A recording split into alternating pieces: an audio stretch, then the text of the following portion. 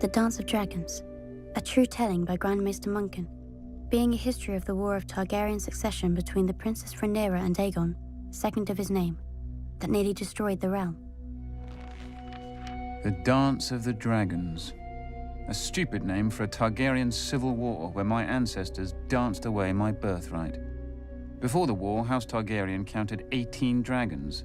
By the end, we had 2, and nearly as few Targaryens. We would never be as powerful or as feared again. The dance began, as many dances do, with an old man and a young girl. The queen had failed to produce a son for her king, so he anointed his daughter, the Princess Rhaenyra, as his heir. But years later, the king remarried, and his new wife, Queen Alicent of House Hightower, gave him a son.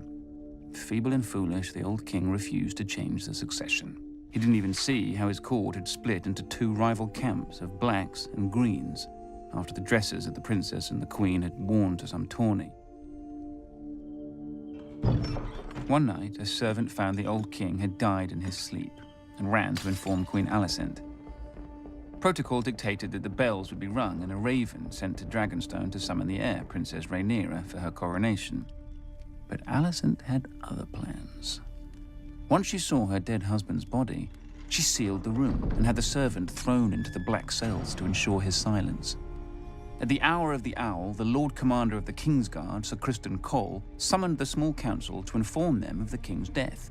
Sir Otto Hightower, the Hand of the King and father to Queen Alicent, demanded that the succession be settled immediately. The decrepit old men of the small council were confused. The succession was settled in their minds. The old king had forced the lords of Westeros to swear fealty to Princess Rhaenyra as his heir. But Sir Criston Cole rightly pointed out that a son comes before a daughter. The council argued until dawn, when the Master of Coin finally stood up and declared he would have no part of treason. Sir Criston Cole, wisely, opened his throat with a dagger, ending the debate. None were more surprised to hear of Prince Aegon's succession than Prince Aegon himself. At first, the fool rejected the crown, but his mother pointed out that his sister Rhaenyra would return such loyalty by taking his head. As the old king's true-born son, he'd always be a threat. Aegon relented. He was crowned in the Dragon Pit, and his wife and sister Helaena became queen. His brother Aemond flew off to win over the few great lords whose support Aegon didn't already have. The banner of the Gold Dragon flew over King's Landing and the Red Keep as Aegon, second of his name, ascended the Iron Throne. He would not sit it long. When ravens carried the news of Aegon's coronation to Dragonstone, Princess Rhaenyra summoned her own Black Council. With her was her uncle and husband, Daemon Targaryen, considered by many to be the most dangerous man in Westeros. Few lords supported her, but the greatest of these was Corlys Velaryon, who controlled the largest fleet in the realm, and his Targaryen wife, Rhaenys, the old king's sister. Then there were her 5 sons, although none grown to manhood. A pitiful assembly, really. Combined, they couldn't match the power of House Hightower alone. But Rhaenyra had dragons. She, Daemon, and Rhaenys rode huge and formidable beasts, and 3 of her 5 sons were riders as well. Dragonstone also housed 6 more dragons without riders. Against this, King Aegon had only 4 dragons of his own. Dragons can burn a city, but only armies can take and hold it. If she was to prevail, Rhaenyra desperately needed the support of the few great houses not already sworn to Aegon. Her eldest son, Jaehaerys, flew to the Vale in the north. Her middle son, Lucerys, flew to the Stormlands. Rhaenyra hoped that the war would begin and, if the gods were good, end with diplomacy. As always, they weren't. Little Prince Lucerys must have wet himself when he entered Storm's End and found King Aegon's younger brother Aemond already with Lord Baratheon. Aemond was fearsome even before he lost his eye and set a sapphire in its stead. But the princeling pleaded his mother's case. Finally, Lord Baratheon made his decision. Go home, pup, and tell the bitch your mother that the Lord of Storm's End is not a dog she can whistle up. As Aemond's false eye gleamed at him, the princeling fled the castle and mounted his young dragon, Arrax. The rain fell in sheets, and great bolts of lightning lit the world bright as day. Arrax was struggling to stay aloft in the gale, when a roar shook the very foundations of Storm's End. Aemond rose through the clouds, and below him, the monstrous Vhagar. Vhagar was 5 times the size of Arrax, and the hardened survivor of 100 battles. Vhagar caught him above Shipbreaker Bay. Watchers on the castle walls saw distant blasts of flame, and heard a shriek drown out the thunder. Prince Lucerys fell, broken, to be swallowed by the waves. With his death, the War of Ravens came to an end, and the War of Fire and Blood began. When Rhaenyra heard of her son's death, she collapsed. She considered ending the war right then, until a raven arrived from her husband, Daemon. Her son would be avenged. Whispers slithered through the taverns and back alleys of Flea Bottom. 2 men were found. One was a former gold cloak, the other, a rat catcher in the Red Keep who knew all its secrets. History remembers them only as blood and cheese. One night, Queen Helena entered the royal apartments with her daughter and 2 sons to put them to bed. Without warning, Blood and Cheese burst in, daggers in hand. They told her that a debt was owed. A son for a son. Blood and Cheese demanded she choose which son would be ripped from her forever. Queen Helena pleaded with the men to kill her instead, but they refused. Weeping, Helena named her younger son, Maelor. Perhaps she thought the boy was too young to understand. Or perhaps because the older boy was King Aegon's firstborn son and heir. "You hear that, little boy?" Cheese whispered to the younger son. "Your mama wants you dead." Then Blood struck off the older boy's head with a single blow. When the guards burst in, they found Queen Helena still screaming, clasping her dead son's body to her, mad with grief. The blood of their children transformed a dynastic dispute into a war of annihilation. The grief and rage of losing a child could burn down the world. Either Aegon or Rhaenyra could live at the end, but not both. Rhaenyra's forces struck yet another blow. The moment the Lord of Harrenhal saw Daemon Targaryen circling the castle on his dragon Caraxes, he struck his banners and surrendered. The Blacks now had the strongest castle in the Riverlands. Darker news still came to Aegon. Thanks to Rhaenyra's sons, Winterfell had declared for Rhaenyra, as had the Vale. Furious, Aegon dismissed his grandfather, Sir Otto, as Hand, and appointed Sir Criston Cole, who swore to march on all the lords who had declared for Rhaenyra and put their castles to the torch. Cole and the royal army first marched north and laid siege to Rook's Rest, a black stronghold near Dragonstone. When their lord saw their approach, he sent a raven to Rhaenyra, begging for help.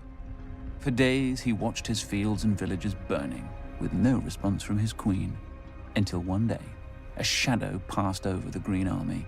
Rhaenyra had sent not an army, but her former mother-by-law, Rhaenys, and her dragon, Meleys. As her ancestor had done at the Field of Fire, Rhaenys gleefully began to incinerate Sir Criston's army.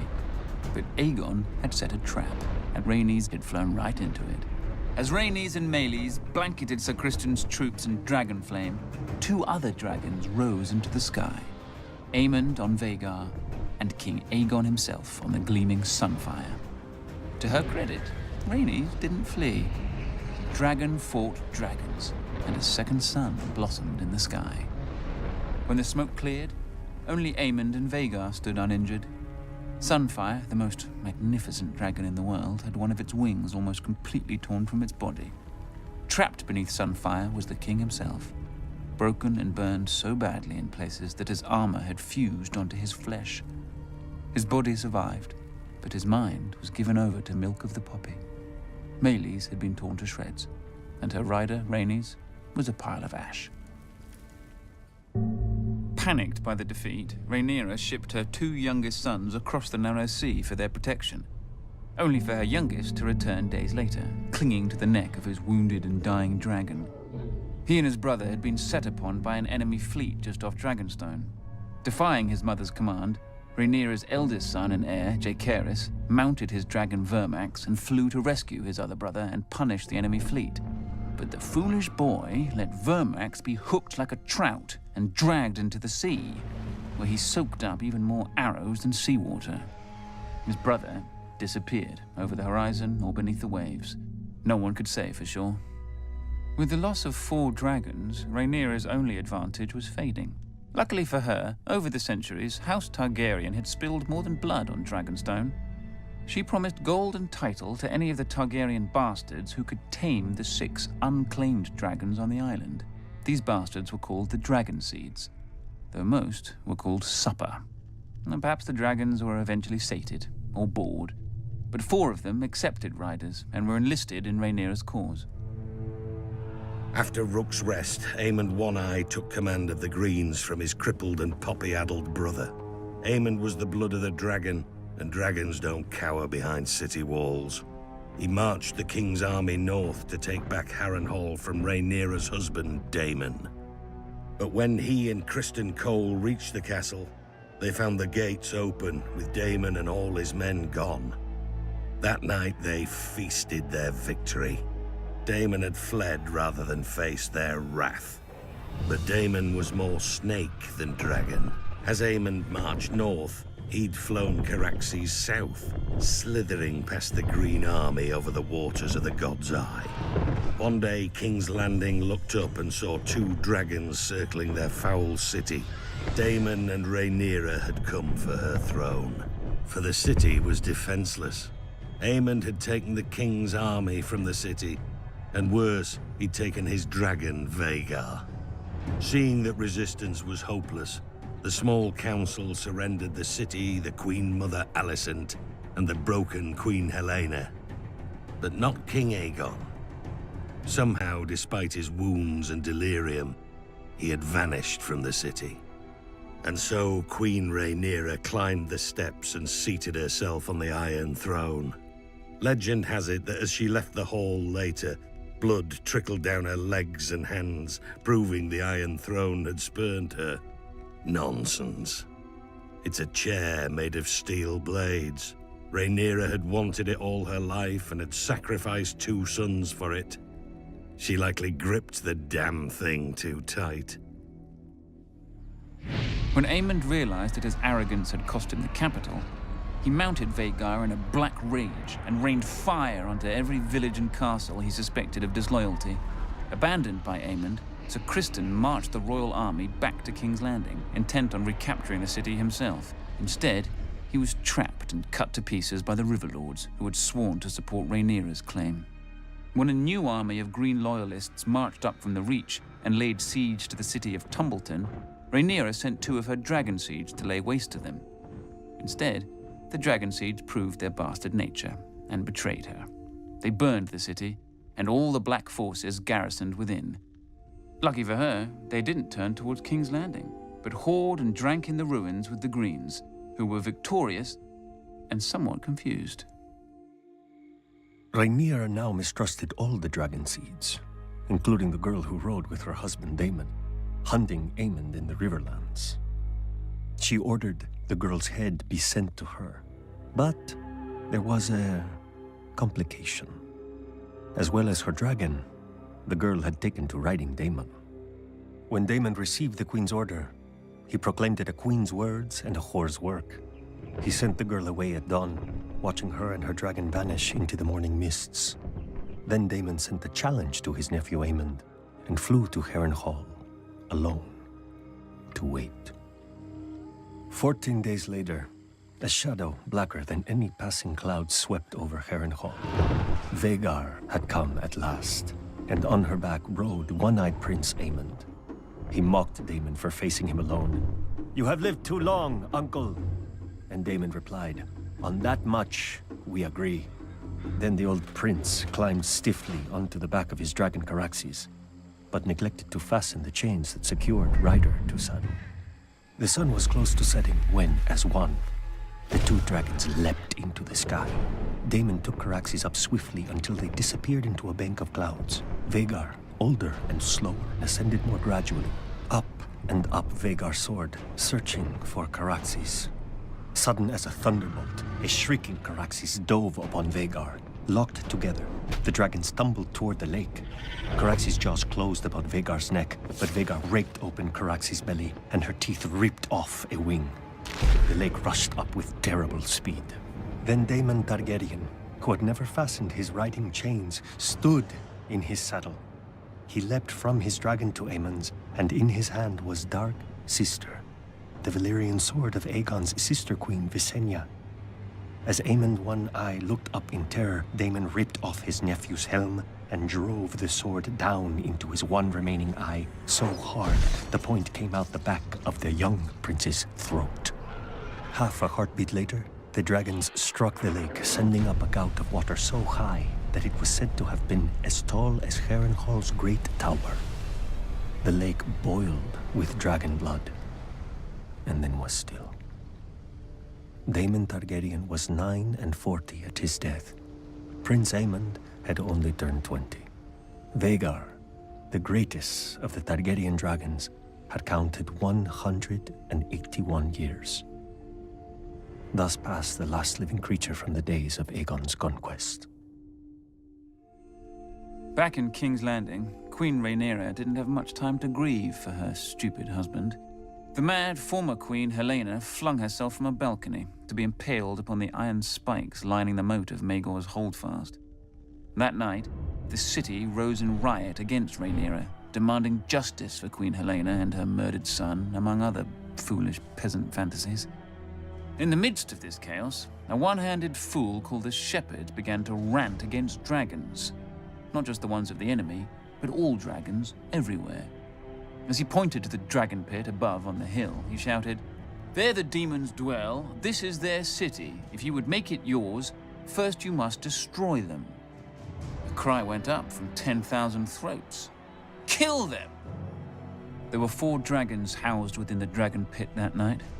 By the time the first of the attackers came pouring in, all 4 were roused, awake, and angry. Nobody knows how many men and women died that night. Who cares? They all should have. Trapped within the pit, the dragons could not fly. Instead, they fought with horns, claws, teeth, and fire. For every man who died, 10 more appeared, shouting that the dragons must die. One by one, they did. Finally, the last remaining dragon broke her chains, spread her wings, and flew straight up at the Great Dome, trying to flee. Already weakened by dragon flame, the dome cracked under the force of impact, and then tumbled down, crushing dragon slayers and herself. High atop the Red Keep, Queen Rhaenyra clutched her 2 remaining sons to her as she watched the end of her family's might, too afraid of the peasants to defend her dragons. At least her older son, Joffrey, had a man's spine. He stole his mother's dragon, Syrax, and tried to fly it to the dragon pit to save his birthright. But the stupid beast didn't understand, and twisted beneath him, fighting to be free of the little boy. Until it was. A queen is still a woman, with all the weakness of that sex. Weeping for her lost son more than her dragons, Rhaenyra abandoned the Iron Throne and sold her crown to buy passage for her and her last son back to Dragonstone. Rhaenyra hoped to hatch more dragons from the eggs in the castle. But when she landed, the welcoming party slew her guards and marched her and her son at spear point to the castle to face a dead man and a dying dragon. "Sister!" King Aegon, second of his name, called out to Rhaenyra. Rook's Rest had left Aegon bent and twisted, his once handsome face puffy from milk of the poppy, with burn scars covering half his body. Rhaenyra, ever defiant, told her dear brother that she'd hoped he was dead. "After you," Aegon answered. Then, Sunfire bathed her in a blast of flame and devoured her in 6 bites while her son watched, leaving the 7th and final bite her lower leg for the stranger. Rhaenyra was dead, and King Aegon sat the Iron Throne again. But only for half a year. He was poisoned by his own men and replaced with the very boy who had watched his mother devoured.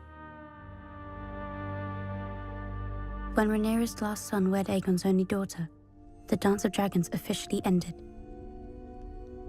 Ashen burned men, all that was left of the Riverlands.